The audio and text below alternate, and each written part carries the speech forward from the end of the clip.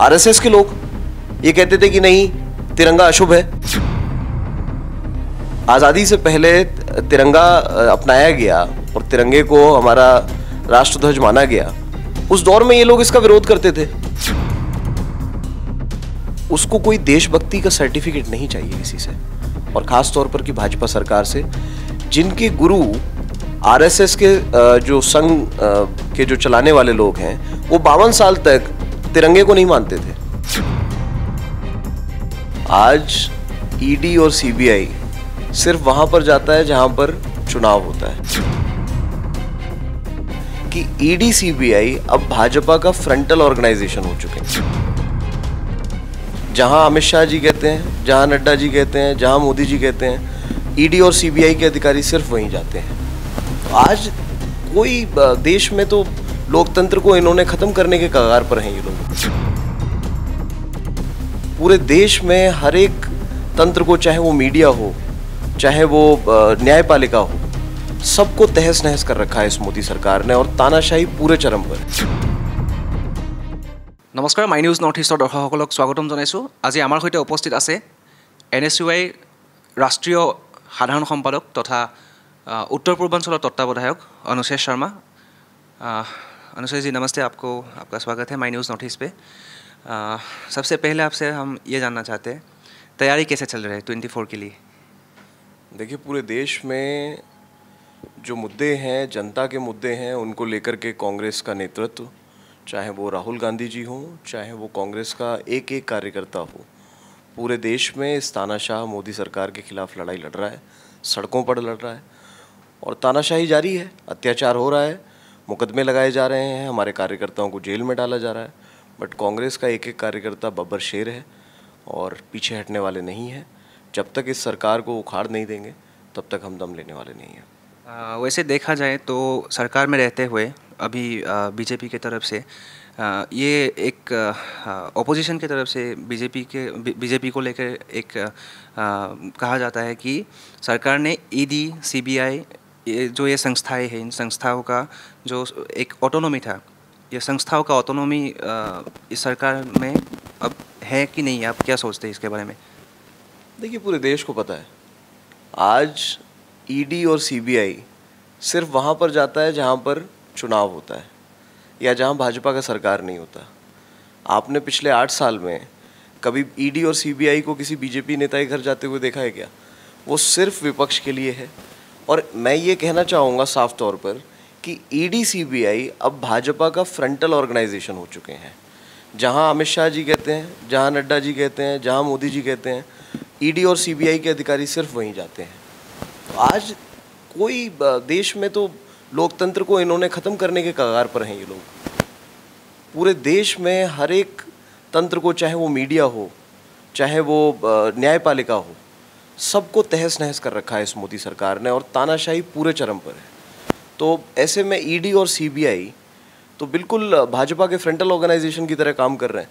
अभी आप लोगों ने देखा देश में किस तरीके से नेशनल हेराल्ड, जिस अखबार ने देश की आज़ादी के आंदोलन में इतना महत्वपूर्ण योगदान दिया, जिसको स्वतंत्रता संग्राम में इस्तेमाल किया गया हमारे स्वतंत्रता सेनानियों को द्वारा अंग्रेज़ों के खिलाफ, आज उस अखबार के लिए राहुल जी और सोनिया जी को ईडी के दफ्तर के चक्कर कटवाए इन लोगों ने। और जो केस पिछले कई साल पहले बंद हो चुका था, जिसमें कुछ था ही नहीं, बेफिजूल में सिर्फ इनको परेशान करना है, तानाशाही दिखानी है। ईडी और सीबीआई का उपयोग नहीं, दुरुपयोग सिर्फ विपक्ष को डराने के लिए किया जा रहा है। अभी आपने नेशनल हेराल्ड के बारे में बोला, अपने स्वतंत्रता सेनानियों के बारे में बोला। हाल ही में देश ने 75वां जो हमारा स्वतंत्रता दिवस हमने मनाया है। एक फ़ोटो वायरल हुआ था एक अखबार में, एक आपने भी देखा होगा, जिसमें स्वतंत्रता सेनानियों का फ़ोटो था। उसके बीच में सावरकर का फ़ोटो था, लेकिन उस फ़ोटो में आज़ाद भारत का पहला प्रधानमंत्री जवाहरलाल नेहरू जी का फ़ोटो नहीं था। आपको क्या लगता है, क्या इतिहास को नया तरीके से लिखने का कोशिश चल रहा है? वो तो पूरा देश देख रहा है किस तरीके से पंडित नेहरू से ये लोग डरे हुए हैं। पिछले 8 साल से इन्होंने किया क्या है? देश में महंगाई होती है, पंडित नेहरू जिम्मेदार हैं। देश में कोई बेरोजगारी की समस्या आती है, पंडित नेहरू को जिम्मेदार ठहरा देते हैं। चाइना आज हमारे से लाल आंख दिखा करके हमारे सीमाओं पे कब्जा कर रहा है और ये पंडित नेहरू को जिम्मेदार ठहरा देते हैं। देश में अगर कोई भी गतिविधि होती है तो ये पंडित नेहरू को जिम्मेदार ठहराते हैं। पंडित नेहरू को बदनाम करने के लिए तो इन्होंने क्या नहीं किया है, पूरा का पूरा एक तंत्र जिस पे करोड़ों रुपए खर्च करके भाजपा और मोदी जी ने छोड़ा हुआ है उसको, सिर्फ और सिर्फ दुष्प्रचार करने के लिए। मगर देखिए, पंडित नेहरू और महात्मा गांधी इस देश की आत्मा है। वो स्वतंत्रता सेनानी हैं जिन्होंने अपने खून पसीने से इस देश को आज़ादी दिलाई है। 9.5 साल पंडित नेहरू देश की आज़ादी के आंदोलन में जेल में रहे हैं। आप उनको ऐसे नहीं मिटा सकते हैं। अगर मोदी जी और अमित शाह जी का ये भ्रम है कि वो इस तरीके से अखबारों से फ़ोटो हटा करके पंडित नेहरू को देश के चित्र से हटा सकते हैं, तो उनकी गलतफहमी है। पंडित नेहरू का दिया हुआ, उन्होंने डैम्स बनाए, उन्होंने IIT IIM बनाए, उन्होंने एम्स बनाया। आज आप पंडित नेहरू का फ़ोटो हटा सकते हो, बट ये नहीं हटा सकते कि ये सारी चीज़ें पंडित नेहरू ने देश में, जब देश में आज़ादी के समय कुछ भी नहीं था, उस दौर में पंडित नेहरू की विजनरी लीडरशिप थी जिसमें ये सब आज देश को मिला, जिसकी वजह से आज कोरोना जैसे समय में देश को जब ज़रूरत थी तो वही चीज़ काम आया जो पंडित नेहरू के समय पे भारत को मिला था। तो ये इनका एक दुष्प्रचार है और जिसमें ये लोग लगे हुए हैं। इनका IT सेल लगा हुआ है, इनकी ट्रोल आर्मी लगी हुई है, इनके भक्त लगे हुए हैं। बट मुझे लगता नहीं है कि ये सारी चीज़ें ज़्यादा दिन तक चलेंगी। इनका जो षड्यंत्र है, जो साजिश है, वो बहुत जल्दी बेनकाब होगा। जो देश का जितना भी पब्लिक प्रॉपर्टीज़ है, PSU जितने भी है, अभी उनका जो निजीकरण का जो एक प्रोसेस अभी चल रहा है, और साथ ही साथ में हम अगर देखा जाए तो आम जो नागरिक है, आम जनता है, उनके ऊपर दही, चावल, इन पर भी GST आ गया है, GST लगाया गया है। लेकिन जो बड़े बड़े इंडस्ट्रियलिस्ट है, बिजनेसमैन है, उन लोगों के जो लोन है माफ़ किया जा रहा है। देश से देश का संपत्ति लूट के भाग रहे हैं। तो क्या ये जो सरकार बोलते हैं 56 इंच का सीने वाला सरकार विफल हो गए हैं क्या?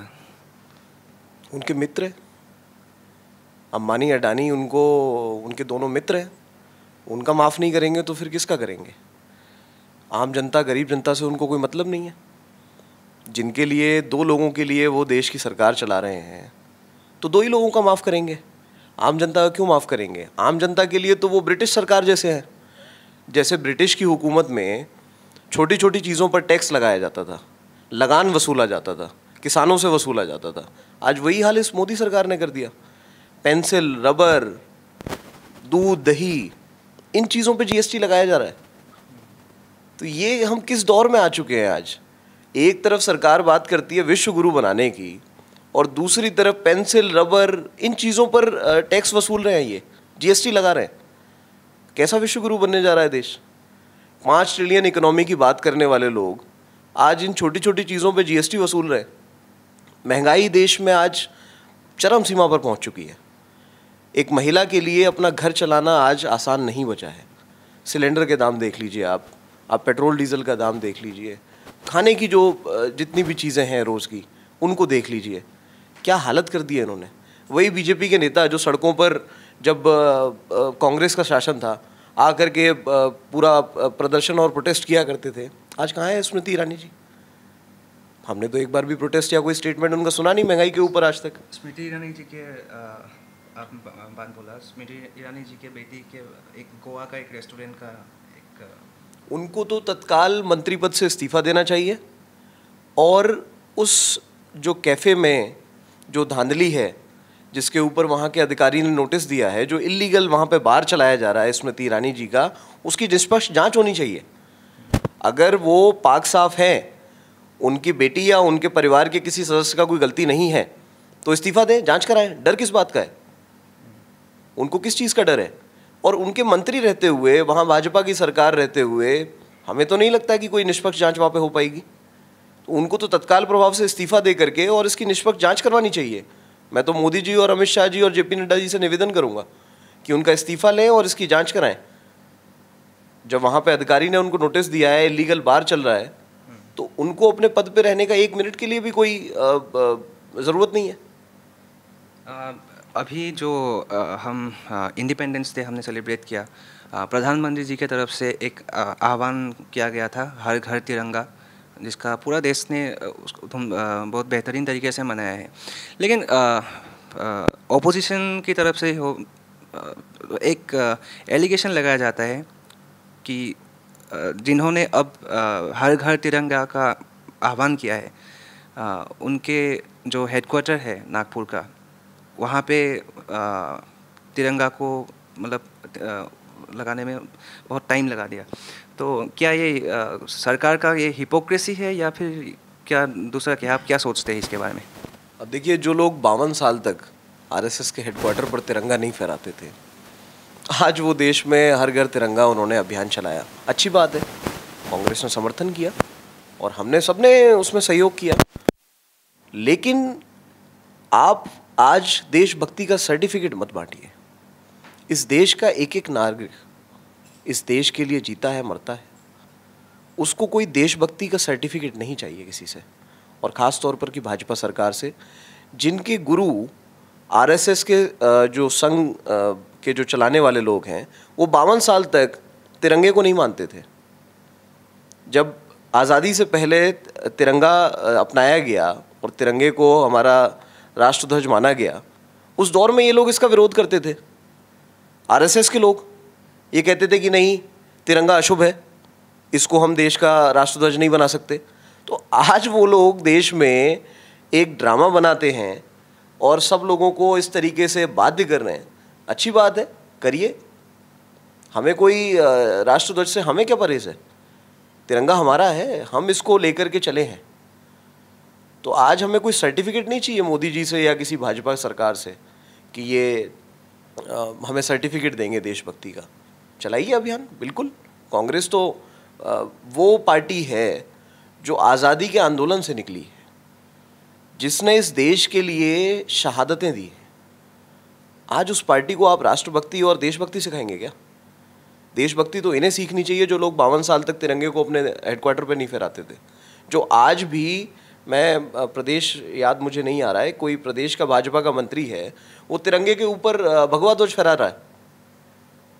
कितना बड़ा अपमान है। क्या किया कोई मोदी जी ने उस पर कार्रवाई? कोई एक्शन लिया क्या बीजेपी की तरफ से? मैंने कई जगह देखा कि किस तरीके से तिरंगा का अपमान किया गया भाजपा के द्वारा, वहाँ तो कोई कार्रवाई नहीं हुई। तो ये सारा का सारा जो षड्यंत्र है, ये सिर्फ विपक्ष को सर्टिफिकेट बांटने के लिए रचा जाता है, सिर्फ विपक्ष के लिए रचा जाता है।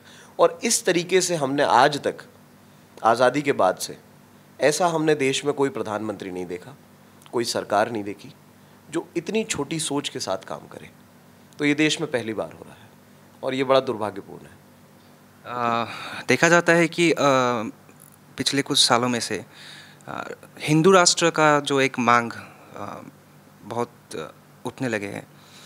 तो आप इस मांग को आप कैसे देखते हैं? क्या ये देश के लिए हानिकारक है या आपको क्या लगता है? देखिए, इनके जो गुरु थे सावरकर, इस सवाल के लिए आप इतिहास में जाइए। उन्होंने मोहम्मद अली जिन्ना के साथ मिलकर के 2 नेशन थ्योरी दिया था। ये वो लोग हैं जो देश को तोड़ने वाले लोग हैं। उन्होंने कहा था कि हिंदुओं के लिए अलग धर्म, अलग देश बना दीजिए और मुसलमानों के लिए अलग देश बना दीजिए। देश के विभाजन के लिए असल में अगर कोई जिम्मेदार है तो ये वो लोग हैं जिनका मकसद तब भी देश को तोड़ना था और आज भी देश को तोड़ना है। जब कांग्रेस शासन में था, तब बीजेपी जब ओपोजिशन में था, मनमोहन सिंह जी जब प्रधानमंत्री थे, तो बीजेपी के तरफ से ये लगातार एक कांग्रेस के ऊपर आरोप वो लोग लगाते थे, परिवारवाद का, भ्रष्टाचार का। तो 24 के इलेक्शन के लिए अभी कांग्रेस ओपोजिशन में है, बीजेपी सरकार में है। आपके मेन मुद्दे क्या होंगे, मूल मुद्दे क्या होंगे? जैसे उन लोगों के पास परिवारवाद का मुद्दा था, करप्शन का मुद्दा था, आपके पास क्या मुद्दा है कांग्रेस के पास? या फिर मतलब कांग्रेस के पास क्या मुद्दा है? देखिए, पहले तो मैं ये कहना चाहूँगा, परिवारवाद अगर सबसे ज़्यादा किसी पार्टी में पूरे देश में है तो वो भाजपा में है। मैं आपको एक सूची दे सकता हूँ, एक लिस्ट दे सकता हूँ, और मुझे लगता है सोशल मीडिया पे आप सब लोग देखते भी हैं, कितने सैकड़ों ऐसे नेता हैं जिनके बेटे या बेटी आज भाजपा में पदों पर बैठे हुए हैं, उनके लिए परिवारवाद कहाँ चला जाता है? राजनाथ सिंह जी के बेटे उत्तर प्रदेश में विधायक हैं, उनके लिए परिवारवाद कहाँ चला जाता है? अगर ऐसा है तो उनको टिकट मत दो, उनको घर बिठा दीजिए। और सैकड़ों ऐसे नेता हैं, सैकड़ों, उनका परिवारवाद कहाँ है फिर? और रही बात भ्रष्टाचार की, तो अगर कांग्रेस ने भ्रष्टाचार किया है तो निकालिए फाइल, डालिए जेल में, डर किसे लग रहा है? आपने तो ईडी सीबीआई लगा रखी है ना, तो करिए जांच, कौन मना करता है? हालांकि ये सब देश को असल मुद्दों से भटकाने का इनका प्रोपेगेंडा था, जिसमें ये कुछ हद तक सफल भी हो पाए। हमारे मुद्दे जो हैं वो जनता के मुद्दे हैं। जिस तरीके से लोकतंत्र को ख़त्म किया जा रहा है, एक के बाद एक संस्था को इन्होंने कैप्चर कर रखा है। आखिर आम आदमी न्याय की उम्मीद कहाँ लगाए? महंगाई इतनी बढ़ चुकी है, सरकार ये कह देती है लोकसभा के अंदर, राज्यसभा में, कि महंगाई है ही नहीं। सरकार के सांसद आकर के, मंत्री आकर के कह देते हैं हमें तो महंगाई दिखाई नहीं देती है। कोविड के दौरान पूरा देश किस तरीके से आपने देखा कि कैसे सैकड़ों, लाखों, हज़ारों जाने गई। मोदी जी के मंत्री कहते हैं जाकर के कि हमें तो पता ही नहीं है कितनी जाने गई, कोई मैनेजमेंट नहीं रहा इनका। कैसे किसानों के साथ देश का हर वर्ग आज त्रस्त है इस सरकार से। किसानों को एमएसपी की गारंटी नहीं दी जा रही। जब किसान बिल वापस लिया गया था तो मोदी जी ने ये गारंटी दी थी कि हम एमएसपी की रिटन गारंटी देंगे। आज क्यों नहीं दी गई अभी तक वो? क्यों किसान फिर से आज धरने के लिए, आंदोलन के लिए सड़कों पर आ रहे हैं? छात्रों और युवाओं की स्थिति देखिए, कहाँ है रोजगार? 2 करोड़ रोजगार का इन्होंने वादा किया था। आज ये हालत हो गई है कि सरकारी नौकरियां खत्म करके 4-4 साल का कॉन्ट्रैक्ट के बेसिस पे ये नौकरी दे रहे हैं। अग्निपथ क्या है? एक तरफ आपका असम का ही मैं उदाहरण देना चाहूँगा। आपके शिक्षा मंत्री कहते हैं कि 300 रुपये फीस वसूलो, हमारे पास फंड नहीं है एजुकेशन के लिए, हमें डोनेशन चाहिए। कैसा सरकार चला रहे हो आप? एक तरफ तो बड़ी बड़ी आप बातें कर रहे थे कि हम असम को यहाँ लेकर के जाएंगे, हम उस ऊंचाई पे पहुँचाएंगे। एजुकेशन के लिए फंड नहीं है। Right to education Congress government लेकर के आई। हर एक छात्र का, हर एक बच्चे का ये अधिकार है, शिक्षा उसे मिलनी चाहिए। सरकार की ये जिम्मेदारी है कि कोई भी छात्र शिक्षा से वंचित ना रह पाए। और आज आप कह रहे हो कि नहीं, प्राइवेटाइजेशन किया जाएगा। ये सरकार सिर्फ अंबानी, अडानी और बड़े बड़े उद्योगपतियों की चल रही है, सिर्फ उनको लाभ पहुंचाने के लिए काम कर रही है। फीस वसूलेंगे, स्कूलों को, सरकारी स्कूलों को बंद करेंगे, उनको प्राइवेट सेक्टर में ले जाएंगे, बड़े बड़े उद्योगपतियों को उनको बेच देंगे। उसके बाद में उसकी फ़ीस हज़ारों रुपए में पहुंच जाएगी। आम आदमी का बच्चा वहाँ पर नहीं पढ़ पाएगा, और यही ये लोग चाहते हैं। शिक्षा का निजीकरण कर रहे हैं।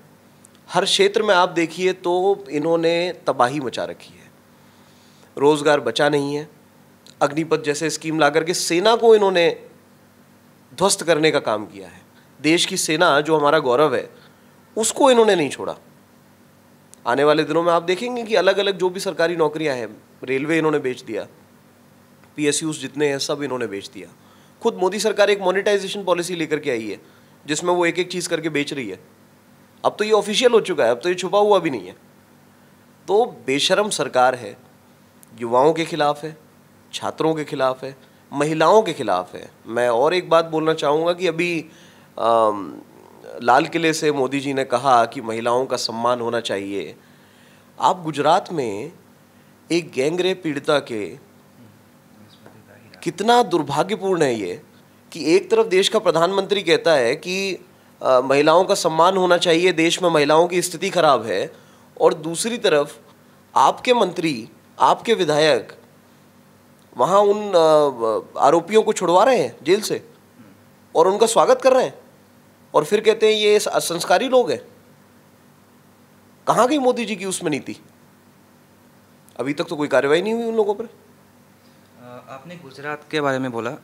हाल ही में हमने देखा, खबर आया कि गुजरात के पोर्ट में बड़े पैमाने पे ड्रग्स पकड़ा गया, और क्योंकि गुजरात एक ड्राई स्टेट है, बावजूद उसके गुजरात में शराब पीने के कारण बहुत लोगों का डेथ हो गया अनफॉर्चुनेटली। क्या कहना चाहेंगे आप इसके बारे में? ये बस अखबारों की हेडलाइन के लिए है ड्राई स्टेट। सबसे ज़्यादा ड्रग्स वहाँ पकड़ा जा रहा है, और वो हम सबको पता है किसका पोर्ट है, वो कौन उसको चलाता है। मोदी जी के दोस्त हैं, बहुत अच्छे मित्र हैं, उनका पोर्ट है। 2-2 हज़ार करोड़ के ड्रग्स वहाँ पे पकड़े जा रहे हैं, एक बार नहीं कई बार। क्यों नहीं कोई कार्रवाई हुई अभी तक? क्या सरकार वहाँ पे एक्शन ले रही है? लोगों की मृत्यु हो रही है वहाँ शराब पीने से, तो कौन सा ड्राई स्टेट है? ये सिर्फ अखबारों में और कागज़ों में ड्राई स्टेट है।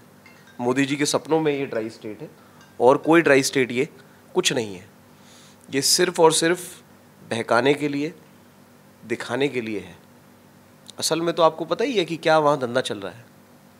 ड्रग्स का धंधा चल रहा है। युवाओं को, उनके भविष्य को बर्बाद करने के लिए एक बहुत बड़ी साजिश रची जा रही है। और कुछ एजेंसियों ने, कुछ अधिकारियों ने, जिन्होंने बेचारों ने निष्पक्ष काम किया है, वो बधाई के पात्र हैं। बट क्या है, कोई कार्रवाई तो अभी तक हमने देखी नहीं ऐसी।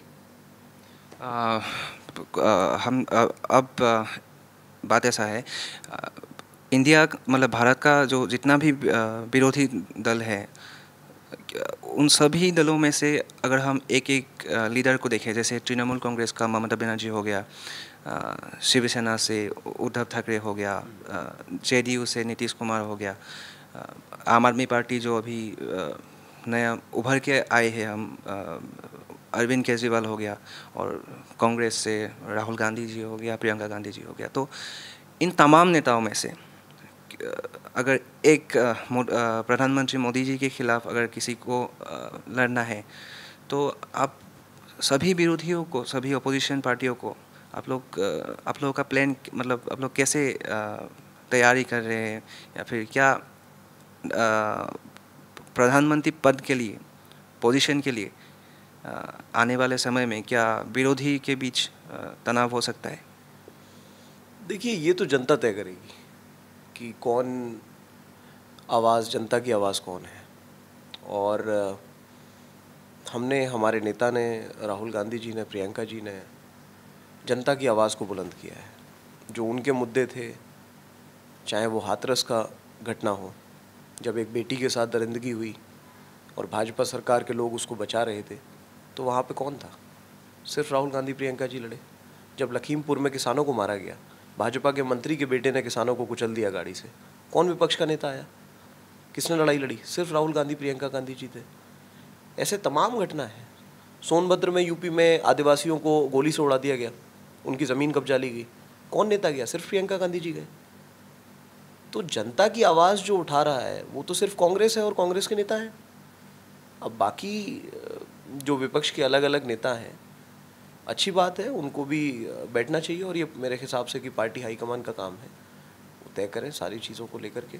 बट जहाँ तक बात है जनता की जब आवाज़ को उठाने का, तो मुझे लगता है कि कांग्रेस के नेता और कांग्रेस के हमारे श्री राहुल गांधी जी, प्रियंका गांधी जी मजबूती से इस मोदी सरकार के खिलाफ आवाज़ बुलंद कर रहे हैं, आँख में आँख डाल करके सवाल पूछने का काम कर रहे हैं। तो वो मुझे लगता है पूरे देश में कोई नहीं कर रहा है। महाराष्ट्र में जो आपका गठबंधन का सरकार था, वो सरकार को तोड़ दिया गया। अब एक नाथ शिंदे की नेतृत्व में वहाँ पे सरकार बन रहे हैं। फिर हमने देखा बिहार में नीतीश कुमार एनडीए से निकल के आ गया। तो एक्चुअली चल क्या रहा है पूरे देश में? क्या जनता किसी को चुन के भेजता है, सपोर्ट किसी को करता है, और रिजॉर्ट पॉलिटिक्स में आके उसका रिजल्ट अलग हो जाता है? क्या डेमोक्रेसी के लिए, लोकतंत्र के लिए ये खतरा नहीं है? मैंने आपसे शुरू में ही कहा कि लोकतंत्र को ख़त्म करने का हर एक प्रयास भाजपा की सरकारें कर रही हैं। खुद अमित शाह जी तो पूरे दिन मुझे लगता है यही काम कर रहे हैं, कहाँ सरकार गिरानी है, कहाँ क्या करना है, किसको तोड़ना है, किसको जोड़ना है। उनका तो मुझे लगता है गृह मंत्रालय सिर्फ इसी काम के लिए चल रहा है कि सिर्फ सरकारें गिराओ और विपक्ष को डिस्टर्ब करो, ईडी को, सीबीआई को जो उनके खिलाफ बोले उसको वहाँ भेजो। तो ये तो भाजपा ने इस देश को पिछले 8 सालों में दिया है, ये उनका अचीवमेंट है। आपने महाराष्ट्र का अभी हालिया में आपने देखा किस तरीके से गुवाहाटी लाया गया, विधायकों को ला करके यहाँ बिठाया गया, सारी चीज़ें हुई, बड़ा दुर्भाग्यपूर्ण है। और अभी झारखंड में भी ये प्रयास हुआ था, चल भी रहा होगा। किस तरीके से असम के ही मुख्यमंत्री का नाम आया उसमें कि वो इस पूरे प्रकरण में संलिप्त है। उनका एक कोई उद्योगपति है जो इस पूरे प्रकरण में विधायकों को ऑफर दे रहा है और विधायकों को तोड़ करके यहाँ बुलाने की प्रयास कर रहा था और कोई कार्रवाई नहीं हुई। तो ईडी सीबीआई भाजपा के लोगों के लिए कहाँ चली जाती है? क्या इनके घर का एड्रेस नहीं मिलता ईडी सीबीआई को?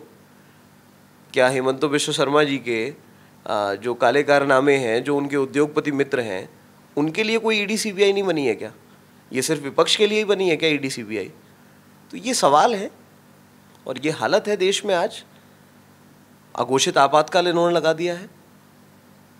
पूरी तरीके से लोकतंत्र को कुचलने के लिए जो प्रयास ये लोग कर सकते हैं वो कर रहे हैं लगातार, और हमारा काम है इनके खिलाफ लड़ना।